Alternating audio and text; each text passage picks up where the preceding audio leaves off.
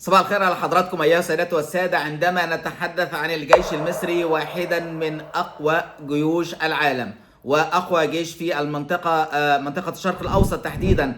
عندما أتناول مع حضراتكم الحديث عن الجيش المصري وإمكانياته وعتاده وأشياء كثيرة جدا، لكنني أتوقف مع حضراتكم عن ما قيل عن الجيش المصري، الكلمات المشهودة عن الجيش المصري. وهذه الكلمات حسب التاريخ عرضتها في كتابي هذا عن الجيش المصري ما بين الإعجاز العسكري والإنجاز التنموي. وهذا الكتاب الذي صدر بمناسبة اليوبيل الذهبي لحرب أكتوبر. أيها السادة والسادة، يعني الكثير من الكلمات والأقوال المأثورة والشهادات العديدة التي تنصف الجيش المصري في العديد من المراحل وعبر العصور، وأنا على سبيل المثال ممن سعوا إلى توثيق كل تلك الأقوال التي قيلت عن الجيش المصري وعن الجند المصري وبراعته. وإن كان هناك بعض الأقوال التي نسبت إلى هتلر على سبيل المثال، التي يمجد فيها الجند المصري وإمكانياته وما يتمتع بها من صفات، لكنني يعني لم أستوثق من هذه المعلومة تحديدا. أتوقف مع حضراتكم في هذه الحلقة عن الجيش المصري وما قيل عنه، وأبتدئها بالآتي. أولا، سيدنا محمد صلى الله عليه وسلم قال بأنه إذا فتح الله عليكم مصر فاتخذوا منها جندا كثيفا فإنهم خير أجناد الأرض وهم في رباط إلى يوم القيامة. نابليون بونابرت يقول: لو كان عندي نصف هذا الجيش المصري لغزوت العالم. أما نابليون الثالث بعد حرب المكسيك فقال: قبل أن تصل الكتيبة المصرية إلى المكسيك لم نحظى بانتصار واحد، وبعد أن وصلت لم نمنى بهزيمة واحدة. أما المارشال فوري القائد العام للحملة الفرنسية في المكسيك فقال: إنني لم أرى في حياتي مطلقا قتالا نشب بين سكون عميق وفي حماسة تضارع حماستهم، فقد كانت أعينهم وحدها هي التي تتكلم، وكانت جرأتهم تذهل العقول وتحير الألباب، حتى لكأنهم ما كانوا جنودا بل أسود. كلود بي الطبيب الفرنسي الشهير تحدث عن الجيش المصري وقال: ربما يعد المصريين أصلح الأمم لأن يكونوا من خيرة الجنود، لأنهم يمتازون بقوة الأجسام وتناسق الأعضاء والقناعة والقدرة على العمل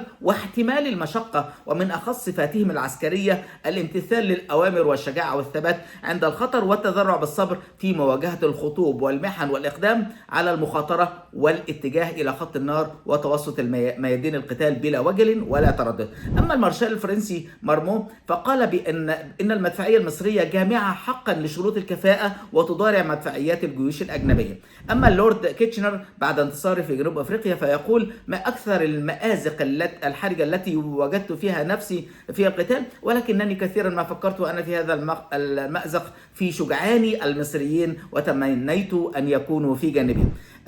أما الإسرائيلي يهودا شيجف، ده رئيس عرفاء وضباط تتبع للمفقودين، بيتكلم بيقول أنه عندما بدأت حرب أكتوبر كان في إيلات، ثم انتقلت إلى منطقة مضايق الجدي ومتلة في وسط سيناء، وبعد 24 ساعة من القتال اتضح لمتخذ القرار أن هناك خسائر فادحة ومعظم الضحايا من الضباط. لما بنتكلم عن الجيش المصري أيها السادة والسادة وعبقرية الجيش المصري وإمكانيات الجيش المصري، نتحدث عن أهم ما ميز هذا الجيش المصري في حرب أكتوبر وفي حروبه دائما، وهو الجندي المصري المقاتل المصري الفرد المصري الذي انتقل من مرحلة إلى أخرى، انتقل من نكسة وانكسار في 67 إلى فخار وعزيمة وقتال في 73. فتجد الجنرال أندري بوفر، ده رئيس مركز الدراسات الاستراتيجية الفرنسية، بيتكلم بيقول إيه؟ بيقول: وعلى ضفاف القناة ساعدت القائد وقابلت هناك عقيد يبحث يائسا عن ابنه الذي كان داخل دبابة وسقطت في المياه. تجولت مع الأب لمدة 48 ساعة ولم أستطع مساعدتي، وقابلت كثيرا من الرجال المذهولين ورأيت قادة بوجوه هزيلة وجنود قد فقدوا أبصارهم. أما عاموس ملخدا، ده مساعد إسرائيلي، بيتكلم أنه بيقول: عندما خرجت من الخندق بعد ظهر يوم الأحد 7 من أكتوبر وجدت طابور من جثث القتلى، فسرعت للدخول وورائي قائد الكتيبة اسمه ليفدوت. وعندما كنت في جبل جنيفة ثم تم قتل ضابط الإنذار الذي كان يعمل معي وإصابة شرومه، ده بيأكد على براعة المقاتل المصري. أما العميد اسمه تاكانير، ده قائد كتيبة إسرائيلية، فبيقول: انتقلت مع قواتي إلى منطقة المزرعة الصينية. بيقول إيه بقى؟ كان الشعور الذي يساورنا مريرا للغاية، حيث كنت في عمق المنطقة ولا توجد إلا دبابتي ونفذت الذخيرة، ونجحت في التقهقر والهروب ده خوفا وذعرا من المقاتل المصري. موشي عفري سوكفيك ده قائد سرية إسرائيلية بيتكلم على أن إسرائيل تخوض حرب لم تحارب مثلها من قبل. بيتحدث عن حرب أكتوبر وصعوبة هذه الحرب، أنها حرب ثقيلة بأيامها وثقيلة بدمائها أيضا. يعقوب عميدور ده ضابط مخابرات إسرائيلي بيقول: وبدأنا المعركة وتفرقت الكتيبة وأصحابها أزواجا وفرادى، وتقلص عدد الدبابات بدرجة كبيرة، حيث أن الكتيبة التي ذهبت للحرب ترافقها 44 دبابة، لم يبقى منها إلا 14 دبابة.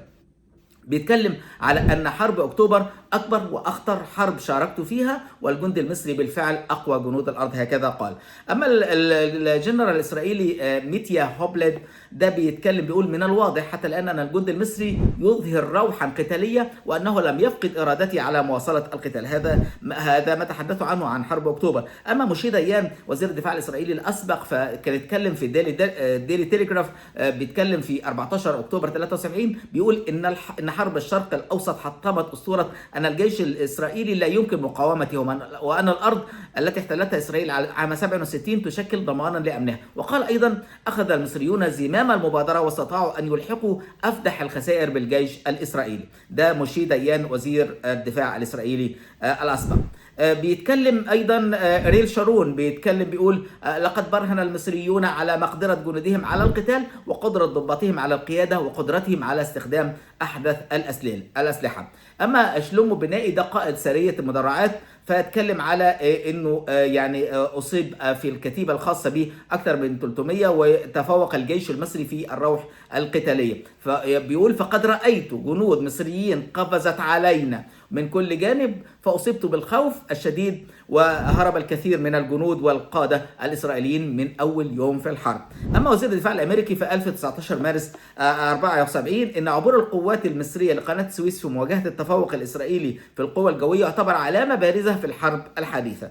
الجنرال شموئيل جونين ده قائد جبهة سينا بيقول: كان الجند المصري يتقدم في موجات تلو موجات، وكنا نطلق عليها النار وهو يتقدم ويحيل ما حوله إلى جحيم ويظل يتقدم.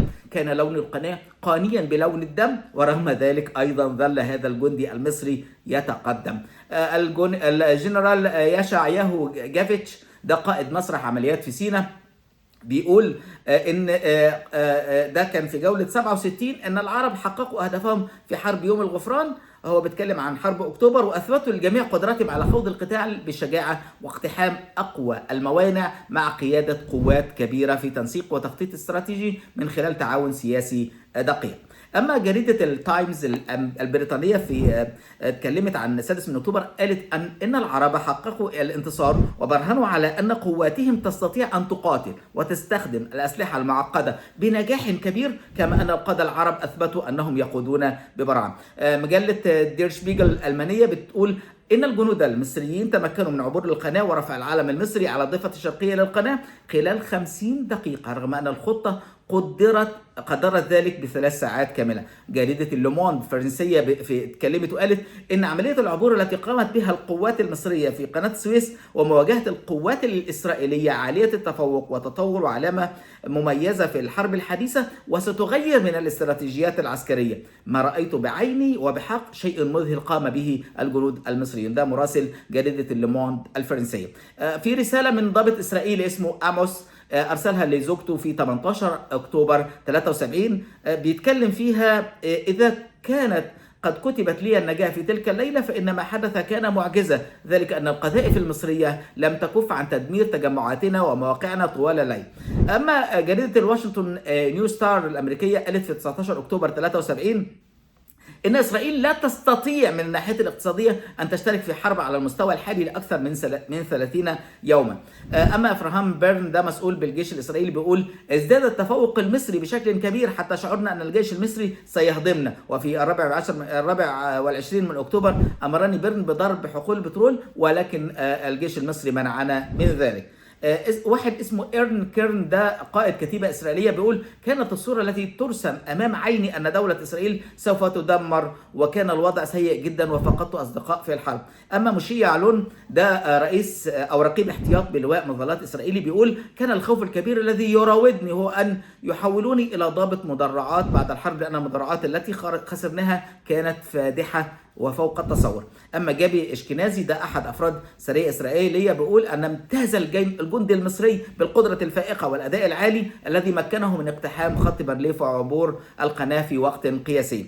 اما اسحيل باشوت، ده احد جنود العمليات الخاصه الاسرائيليه، فبيقول لقد برهن الجيش المصري على انه افضل تدريبا واحسن تشكيلا واستعدادا واشد جلدا وافضل عددا.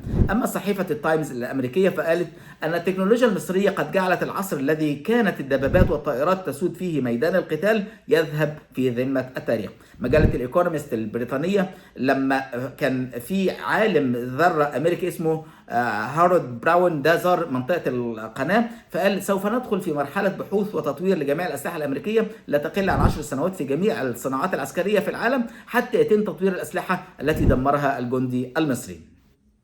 أيها السادة والسادة، دراسة قامت بها وزارة الدفاع البريطانية قالت فيها إن الجيش المصري قاتل بعناد وحماسة، وكانت القيادة على مستوى كتائب المشاة والدبابات على مستوى مرتفع، كما كانت القيادة العربية العامة تتسم بالفطنة والذكاء. ايضا يعني جريده الجارديان قالت ان حرب اكتوبر قد تركت اسرائيل في حاله ذهول من الصدمه، وجريده البروفادا السوفيتيه قالت نفس الكلام، ودور ميدلتون ده خبير امريكي في شؤون الشرق الاوسط قال بنفس المعنى، ريمون ارون عالم اجتماع صهيوني فرنسي قال بنفس الفكره، البير باجاتير ده نائب مدير المعهد الدولي للدراسات الاستراتيجيه قال برضو اريد ان ابدي اعجابي الشديد بالعمل الذي انجزته القوات المسلحه المصريه. يعقوب إيفين ده كاتب إسرائيلي قال لقد كان الليل طويلا وثقيلا. البارون يول كونت قال ان المصريين هم خير من رايت من الجنود، فهم يجمعون بين النشاط والقناعه والجلد والصبر على المتاعب. ايضا يعني هذه اقوال غربيين تحدثوا عن الجيش المصري. اما صاحب قرار العبور الرئيس محمد أنور السادات فقد قال إن الواجب يقتضينا أن نسجل من هنا وباسم الشعب عندما كان في مجلس الشعب وباسم هذه الأمة ثقتنا المطلقة في قواتنا المسلحة، وأن التاريخ العسكري سوف يتوقف طويلا بالفحص والدرس أمام عملية السادس من أكتوبر 73. أيها السادة والسادة، السيد الرئيس عبد الفتاح السيسي له أيضا العديد من الكلمات، منها أنه قال بأن الجيش المصري ده أسطورة وطنية، وقال أيضا أن الجيش المصري الجيش المخلص الجيش الشريف جيش مصر قادر على أن يفعل المستحيل بجد. قال أيضا السيد الرئيس عبد الفتاح السيسي أن العلاقة الخاصة بين الجيش المصري والشعب المصري علاقة تحسد عليها مصر. العلاقة الخاصة هي الحب الحقيقي والثقة الكبيرة الموجودة بين الشعب المصري والجيش المصري. هناك دول كثير تتساءل لماذا هذا البلد هكذا، وما هي العلاقة الغريبة بين المصريين وجيشهم وشعبهم. وقال السيد الرئيس أيضا يخطئ من يعتقد أنه بأي حال من الأحوال يمكن الالتفاف أو الاختراق لهذه العلاقة الراسخة في وجدان الجيش المصري مع شعب مصر العظيم. وختاما قال بأنه لن تقوم مصر إلا بأبنائها، وأن جيش مصر العظيم المخلص الأمين الحريص جدا على بلده ووطنه وترابه وكمان على ناسه على المصريين أيضا. الحفاظ على مقدرات البلد هي أمانة في أعناق الجندي المصري أيا كان موقعه على حدودنا أو داخل الجبهات المختلفة. ودوما عندما نقول بأن القدرات المصرية العسكرية التي تنامت خلال السنوات الماضية وعلى مدار أكثر من 10 سنوات الماضية كان هناك استخدام للرافال والمسترال والغواصات والعديد من التسليح وتنويع مصادر السلاح المختلفة. لم نعد يعني نعتمد على جهة دون الأخرى، شرقية غربية أوروبية، كل ما يعنينا هو أن يكون شعارنا وأعدوا لهم ما استطعتم، لأن الظرف الحالي والوضع الحالي يؤكد على أن البقاء للقوة، وإن زي ما سيادة الرئيس قال إن العفي محدش يقدر عليه. نحن نقف مع الجيش المصري، نقدر يعني ما يقوم به، ونحن إن شاء الله قادرون بقياداتنا وشعبنا وجيشنا على الحفاظ على مقدرات هذا الوطن والحفاظ على ترابه. دمتم بخير وإلى اللقاء.